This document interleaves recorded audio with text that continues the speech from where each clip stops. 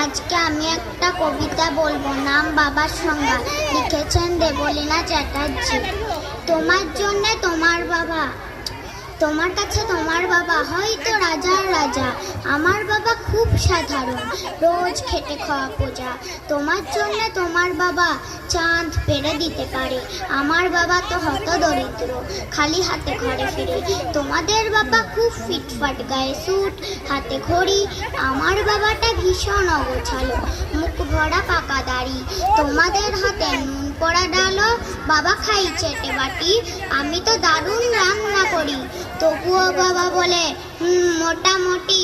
তোমাদের জন্মদিনে বাবা দামি উপহার দেয়, আর আমার বাবাটা এতই আনমনা, দিনটাই ভুলে যায়।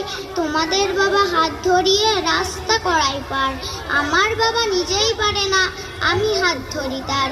তোমাদের বাবা তোমাদের হাতে খরচের টাকা দেয়, আমি টিউশন করে মাসোহারা পেলে বাবার ওষুধ কিনতে হয়। তোমার বাবা রাখতেই পারে তোমায় ভীষণ সুখে, আমার বাবাও চেষ্টা করে আগলে রাখতে বুকে। হতে পারো তুমি রাজকন্যা, আমি হয়তো বাদাসী, তবুও দিন শেষে আমি আমার বাবাকে ঠিক ততটাই ভালোবাসি।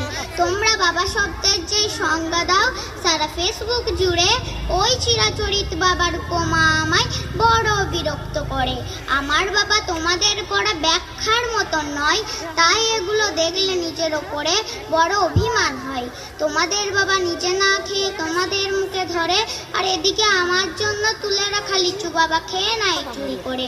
বোঝেই না উনি এত শত কথা, বড্ড সরল জানো, তাই তো এমন জটিল সমাজে ভীষণ বেমানানো। শাসন যদিও করে না তেমন, তবে খুব ধরে, অথচ বন্ধু মহলে আমার পেছনে আমারই তারিফ করে। আমি নিজেও ওনাকে বকাঝকা করি, ভুল করলে আকস্মাত আবার কেউ ওনার দিকে আঙ্গুল তুললে ভাঙতে পারি সে হাত। বাবা পরীক্ষার আগে সংশয়ে বলে পাশ করবি তো বল, রেজাল্ট বেরোলে ভালো ফল হলে তার দু চোখেই জল। কিছুই করি না তবুও আমায় সারাদিন ধরে বকে, অথচ যখন সবাই বিরূপ ঠিক তখনই পাশে থাকে। যে বলে খালি আমার দ্বারাই কিছুই হবে না নাকি, তাকেই আমি আমার সফলে দামা মজাতে দেখি। সবচেয়ে বেশি অশান্তি করি যেই লোকটির সাথে, আমার বিয়ের পাকা কথা হলে সেই হাউ মাউ করে কাঁদে, অথচ যখন জিজ্ঞেস করি পারবে থাকতে ছেড়ে, উত্তরে বলে বিদায় হতো আমি বাঁচবো হাত পা ছেড়ে।